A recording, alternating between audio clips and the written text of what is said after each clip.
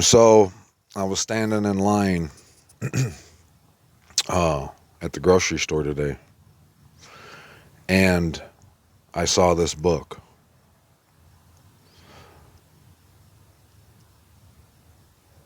I would love to be able to go live with y'all, or to be able to just interact, you know, at the same time, in real time, with anyone who's interested in this message. I would ask you guys, what do you see? What is this book telling you? And before I go there, if you can't figure it out, before I have to explain it to you, and I shouldn't have to, but the title tells you everything. It tells you why the world needs it explained, and it don't matter. They need you to explain it,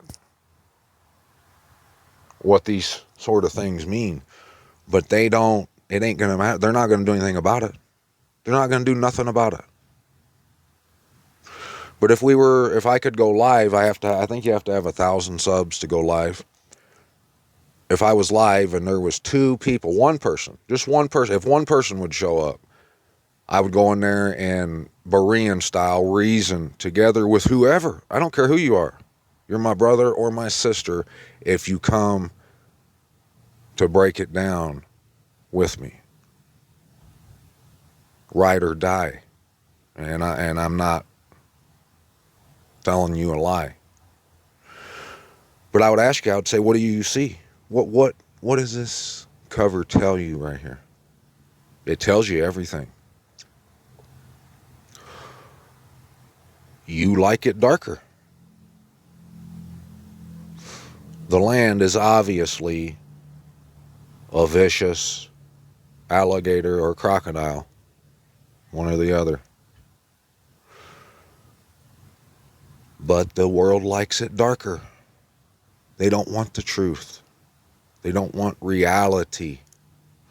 And like I was going to say, I've broken down so many Stephen King novels on this channel, and probably my backup channel. And I've showed whoever was listening or watching at that time how it's right on message too. He's been writing all about Zion and the return and all this stuff this whole time. That's why you're looking at this. That's why that cover's like that of his new book. You like it darker. You can clearly see that it's a crocodile, but the people love it. But, you know, like I said, the world needs you to explain what you're looking at here and what the word's saying. But it don't matter, because they're not going to do any. There's not going to be many that does anything about this. There's going to be so many that's going to laugh and mock and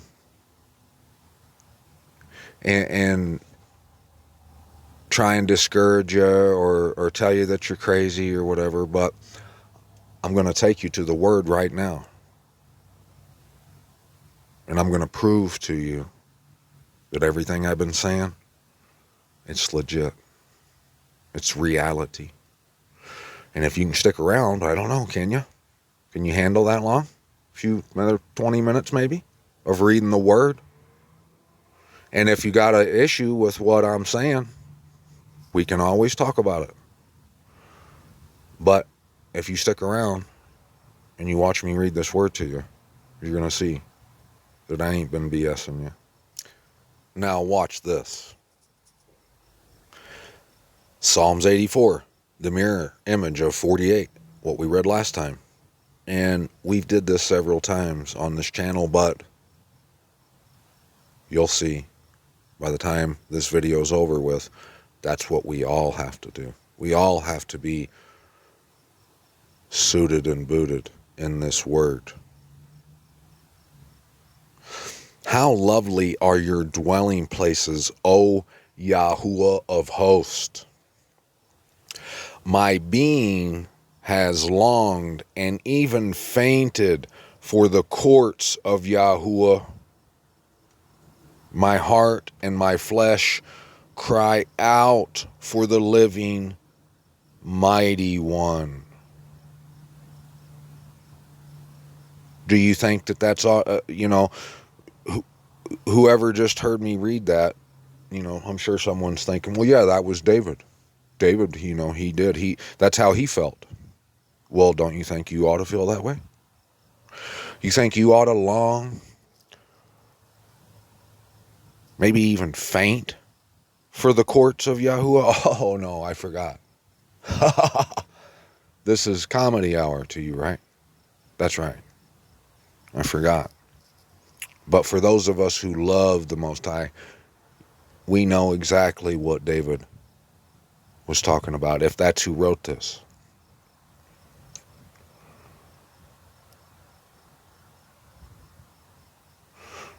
My heart and my flesh cry out for the living mighty one. Even the sparrow has found a home, but not the comedian. And the swallow a nest for herself, where she has put her young ones. Your slaughter places, excuse me.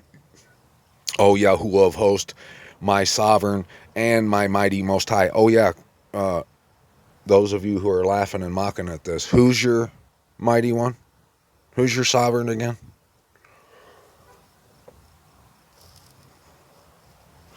Blessed are those who dwell in your house. They are ever praising you, Salah. So yeah, if you can't understand why I'm always on here just talking what you call smack, that's why. I'm just ever praising him. I can't help it. It's all esteem, baby, all the time.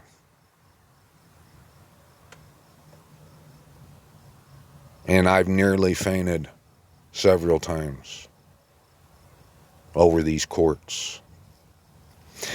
Blessed is the man whose strength is in you. Your highways are in their heart. There's no strength in nothing else. The reason the last part says your highways are in their heart, that's your strength. 3 times a year, his children come in and come out. They come home to see Dad. They get back on that highway. They say, oh, they look at their watch and they say, it's about that time, baby. Once again. And they have a grin from ear to ear all the way back home, whistling Dixie. And they love every second of it. And yes, the laughing and the mocking and the scoffing,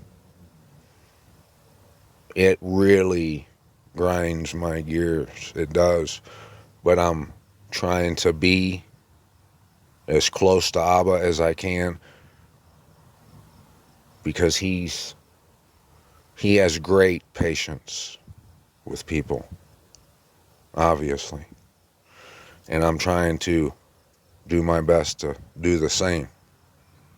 But this is written on my forehead. So the mocking and scoffing, yeah, it ruffles my feathers a little bit.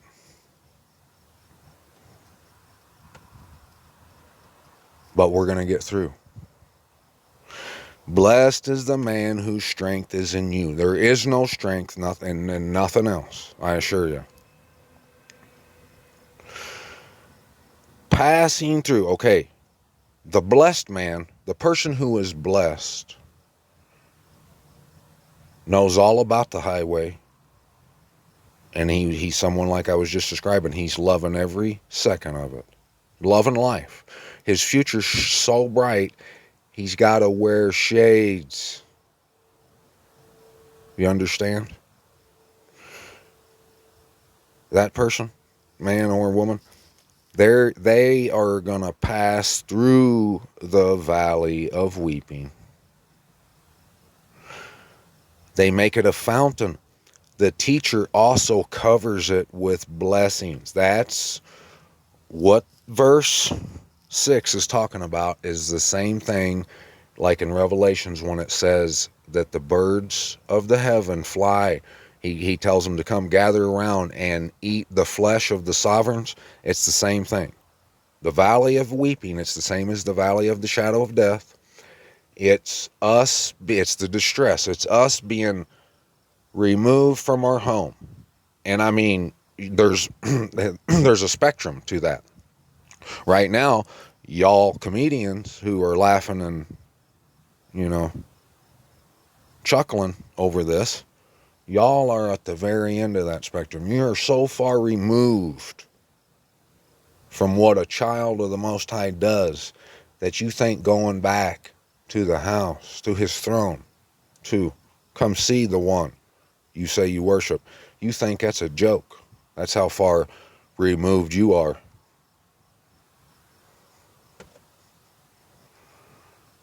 But those who pass through, when we come through, everything I see, every time I look at and see the skirt being lifted on you know who over there, it empowers me all the more with coming home. It's the yin and the yang. They make it a fountain. The teacher, everybody's weeping and crying right now. Really, they're not. They're laughing and living it up. But in reality, they're weeping. They just don't know it yet.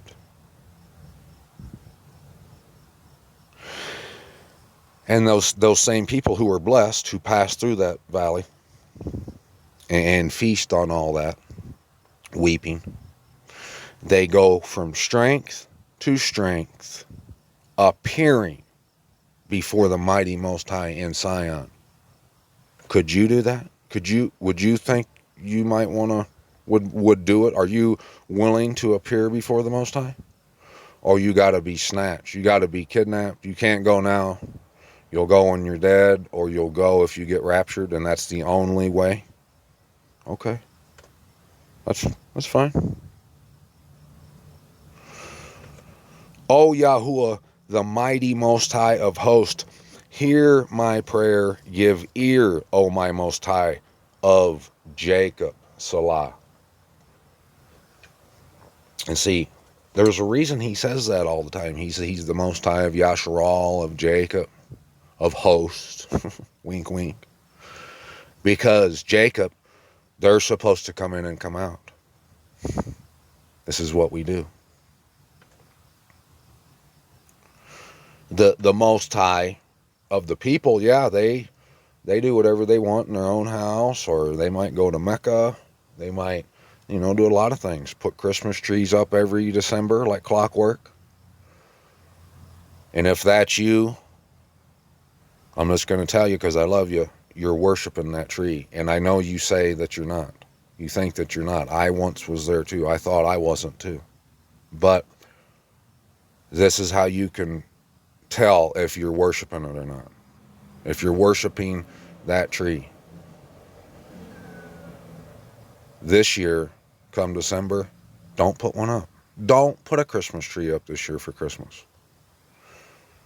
And if you can do that, then yes, you don't worship that tree. But if you had one up, if you don't see nothing wrong with it, and you just heard that proposal and you put one up this year, guess what? You worship that tree. And if you don't, well, then don't do it. Don't put it up. If it's not that big of a deal. If you worship the Most High, come see him. Come to his house. Come looking. Come care. Give some cares about all this. O my Most High, see our shield and look upon the face of your anointed. The only way you are anointed, you don't get anointed by Jimmy Swaggart at the altar with some oil he pulls out of his pocket.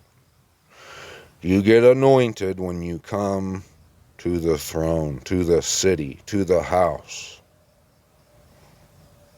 That's why he goes on the very next verse, verse 10. He says, because listen, he just said, see our shield, O my Most High, and look upon the face of your anointed. For A day in your courts is better than 1,000 days. I have chosen rather to be a doorkeeper in the house of my mighty Most High than to dwell in the tents of the wrong. I don't like it darker. I would rather stand here at this door, praising and esteeming Him and all His creation, His works, what He does. I've been paying attention to all that He's put into this, all the detail, and I want more. I can't get enough of it. Can't get enough. I'd rather lay at His door in the dirt than to have anything to do with the tents of the wrong. The tents of the wrong. You see, I've been telling you, this whole Bible's telling you the same story. This comes down between two cities. And if you don't know that, you're blinded. One city says that she's the city where the Most High placed her name. The whole Bible tells us that. And Enoch and 2nd Esdras in the 29th chapter of Acts. And there's probably other places, but that's all that I've read, that I can confidently tell you that it says it in those books because we've went through it. We read the whole book of Enoch, broke it down decently in one video right here on this channel. Go back to last summer. You'll see it. It's all saying the same thing. Two cities. One's a lie, and the true one is hidden. And it's your job to care. Because you say you do, right? I mean, you've been telling everybody you do, right?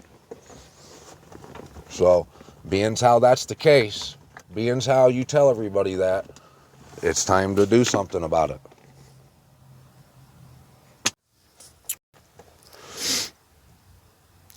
For Yahuwah, the Most High, is a sun and a shield. There's that sun. What's he talking about? Well, he's definitely not talking about the Son and the Father, because he uses a you. He's talking about something shining light and or heat in the sky, but not literally. It's the same sun that he's talking about in Revelations. Because it is the shield. That's the shield when you come home. I've been telling you that. The sun shines a light on the house. Yahuwah gives favor and esteem. He withholds no good matter from those who, quote unquote, walk, all caps, walk blamelessly. It's the same as when it's telling you in Revelations chapter 14 about the 144,000. It says that they sing the song of Moses and the Lamb because they stand blamelessly before the throne. All this wording, it's used throughout the Bible, and it's the same. This is how the Most High gets down. And this is the only thing you can trust in. You can't trust in nothing else. That Christmas tree, you can trust if you keep putting it up, it's going to cause you to die. It's bringing you death. And anyone you influence, your whole family, maybe. Who knows? And the only way to come into life and influence anyone around you, maybe your family, into living and sitting down in the rain, the only way to do that is to walk blamelessly. Walk. Wink, wink. You get it? You get it? You need to come pass through that valley of weeping. O Yahuwah of hosts, blessed is the man who trusts in you. We know. We look at our watch. We say, uh-oh, it's time to go see Dad. Deuces. And we bounce back home. We know. We trust him. He's going to be there. We're going to be there. It's going to be the greatest. And we love it. And we love serving him and telling everybody about him. Now watch this. Watch. Yahuwah, you shall take pleasure in your land. See? Have I been making this up? You know, sure, we could say that you go there when you die or rapture or whatever, but can we talk about it now? You can't, can you? You don't care about it now. You don't take pleasure in the land, do you? You see, this is something, I shouldn't have to be convincing you of why we should be talking about this and why it should be all the talk. We should just be talking about how great it is together, not me trying to convince you of it. You shall turn back the captivity of Jacob. The end. That's what he's talking about. That's what's happening. He's told us. Second Exodus. It's going to be so great that we'll forget all about the first Exodus. He tells us that. And I already see the proof in that. I know what he's talking about. He ain't lying. So it's amazing. And all you're doing is missing out and laughing at this great and mighty work that's being done. In that day, you shall take away the crookedness of your people. The crookedness. And like I've been saying for the longest time, all these words, we have to use our understanding of what the Most High is talking about. Crookedness. He's not talking about just people who are shady people. Crookedness. Crooked is something that ain't broke. It's bent out. It's crooked. It needs to be straightened out. We're supposed to come in and come out. He's going to when he turns back to captivity, it's all about the land, pleasure in the land. Our crookedness is that we ain't been taking pleasure in the land. The world's laughing at it. They think it's hysterical. But in this day, he's taking it away. And am I not proof of that? I sure am. And trust me, this side is where you want to be, my friend. You come over here. You can't keep standing over there. If you keep reading this word with me, you're going to know for sure. By the time this video is over with, you'll have no doubt that you need to come here. You shall cover all their sins, Salah. You shall withdraw all your wrath and shall turn your fierce displeasure from your fierce displeasure. Turn back to us, O my Most High of our deliverance, and cause your vexation towards us to cease. Would you be enraged with us forever? Would you draw out your displeasure from generation to generation? Would you not revive us again? What's he talking about? Reviving us again. What is this? It's so simple. This should have been taught in, I guess you could say, Sunday school or Saturday school, whatever you want to say. This is what we should have been learning when we were biting ankles. The whole point of everything is to have our land, to get us to the land.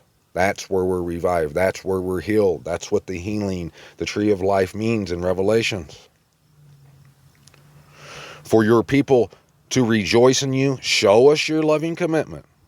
Coming home, that's what he's talking about. O Yahuwah, and give us your deliverance. That's the deliverance. Let me hear what the mighty Yahuwah speaks, for he speaks peace to his people and to his lovingly committed ones, and let them not turn again to folly. Truly, his deliverance is near to those who fear him, for esteem to dwell in our land. There's more proof, and you're going to get more, that the deliverance is coming to the land. You see how this is riddle and code? For esteem to dwell in our land. Those who fear him come to the land, and that's where they get delivered. That's the deliverance, truly. Loving commitment and truth shall meet. You see? If you went to the house of the thief, the tent of the wrong, to go in and go out because you were lovingly committed, you wouldn't meet with the truth. Now, the truth of our home is being revealed. And in this day that he's been talking about here in this chapter, when our captivities turned back and we set down in our deliverance.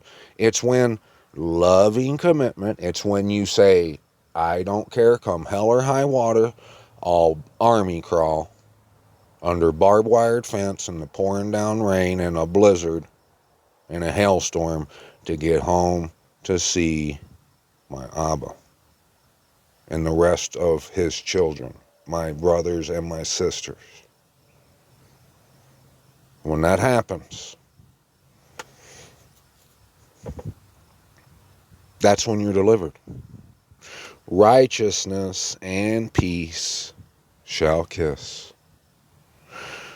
Truth sprouts forth from the earth. See? It don't just sprout up like a plant. This is the truth, that sun shining down over here in Utah, where Yahudah is. And if you laugh, keep laughing about it, if that's what you want. That's sad, but you're missing out what this is talking about right here. And righteousness looks down from heaven. Indeed, Yahuwah gives what is good, and our land yields its increase. Righteousness goes before him and prepares a way for his footsteps.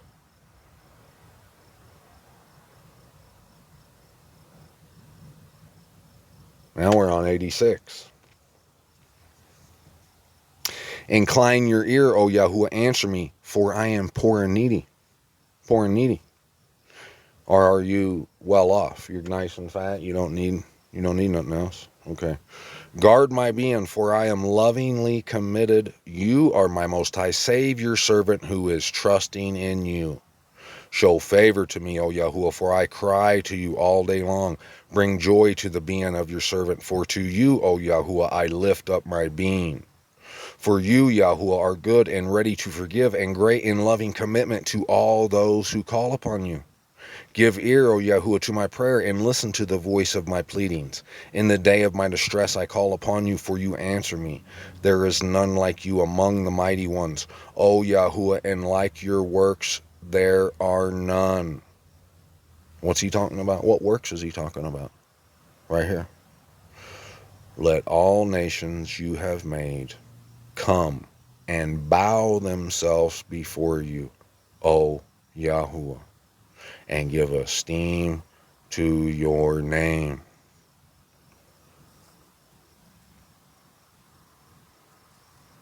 What mighty one can you trust in? And then in their works. Let's think about it for a second. Every sovereign, every whatever denomination that the people have that they're trusting in for their expectation, for their deliverance, they're frauds.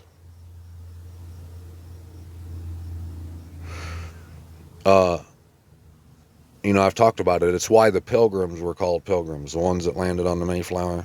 A pilgrim is someone that's on a spiritual journey back to the throne. They came here seeking the throne. That's why the Mormons came here. They know. Not all of them now, I would say, but a lot of them did back then, and they called it the Promised Land. They knew it was here. I'm not the only one. It's just the majority of the world don't care. They don't even care. They ain't coming and bowing themselves before nobody. They ain't bowing. Yeah, they'll pray and tell you that they love whoever, and they'll call him blasphemous names, whatever. They don't bow themselves to the Most High. They don't esteem his name. But you should, because he is great and doing wonders. You are the mighty Most High alone. All that other stuff is fantasy. Teach me your way, O Yahuwah. Let me walk, there's that walk again, quote unquote, in your truth. Unite my heart to fear your name. If you laugh at this and can't come, you don't fear him. I don't care what you say. You can keep saying it all you want, don't mean nothing. I praise you O Yahuwah, my mighty Most High, with all my heart, and I esteem your name forever. For your loving commitment is great toward me, and you have delivered my being from the depths of Sheol. Yep, sure did. How could he say that back then with such confidence, and I can't? Why is it that I can't say it with this confidence now, and you guys think it's crazy? I can tell you why, but you ain't going to like the answer. It's because you don't believe. Ye with little faith, if any. The Most High, the proud, have risen against me, and a band of dreaded men have sought my life and have not set you before them. They don't care about you, Abba. But you, O Yahuwah, are a compassionate mighty one, and showing favor, patient and great in loving commitment and truth, baby. Turn to me and show favor to me. Give your strength to your servant and save the son of your female servant. Show me a sign for good, and let those hating me see it and be ashamed. For you, Yahuwah, have helped me and comforted me. All right. I saved the best for last. This chapter is going to prove to you what I've been saying. It's going to prove to you about what I've been saying about the book of life, when it says that the book of life and the land of the living, what I've been telling you about that if you're laughing and mocking this, you're on your way to Sheol, to death. The only ones who live are those who come home. Period, point blank. And this is going to prove it to you right here. This is going to prove to you that the book of life of the living is of Jerusalem inhabitants only, exclusively. His foundation, see, the everlasting foundations. His foundation is in the set apart mountains. Why has he got to tell us this? Why? Because Yahuwah loves the gates of Zion more than all the dwellings of Jacob. The dwellings. That's a code word, a wink. He's telling you. When he uses the word dwelling place, he's talking about the dwelling place. That's why in Revelations, when it's talking about the city of Babel, it says, the whore of Babylon, it says that she has become a dwelling place and a haunt for every a dwelling place of demons, and a haunt for every unclean and hated bird. That's what it says. That's why he's saying he loves the gates of Zion. Back there in, what was it, 84, it said, I would rather be a doorkeeper in the gate of my mighty Most High than to dwell in the tents of the wrong. Esteemed matters are spoken of you, O city of my mighty Most High, Salah. He's mine. Is he yours? Then let's talk about this city. I mention Rahab and Babel to those who know me. What's he talking about? See, O Phoenicia and Sor with Cush, this and that one was born there. What's he even talking about? Well, let me tell you. Rahab and Babel is Phoenicia, Sor, and Cush. It's the coastland. It's the fake state of Isis, Ra'el, Israel, and Jerusalem, in the land of Phoenicia, and Sor, and Cush. That's why he says, I mention Rahab and Babel to those who know me, who love me. I tell them these things. I show you who Babel is in Rahab. And this is what he says of Zion. And of Zion it is said, each one was born in her. Each one who? Who's he talking about? He ain't talking about Sor, Phoenicia, Cush, Rahab, or Babel. He was talking about Rahab and Babel up here. But of Zion it is said, each one was born in her. For the Most High himself does establish her. Yahuwah does write in the register of the peoples. This one was born there. Salah. And who was born there? The singers and the players of instruments. All my fountains are in you. in the city. We've been talking about the city and of Sion this whole time. That register, that's the book of life. And you're only going to be written in it if you want this city, if you care about this city. And if you do,